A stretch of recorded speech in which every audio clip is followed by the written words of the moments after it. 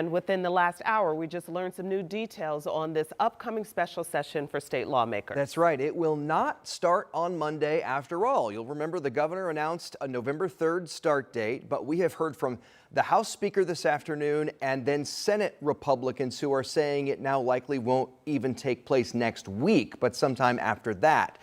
Governor Braun has called the special session to redraw the state's congressional maps and pass tax reforms. Now, it's worth noting here that in the last special session a couple years ago, back in 2022, the legislature didn't convene for a few weeks after the initial date the governor had announced. So this is not unheard of, but they do have a 40-day window to get it done. We'll, of course, continue to follow it, bring you the latest as we hear of it.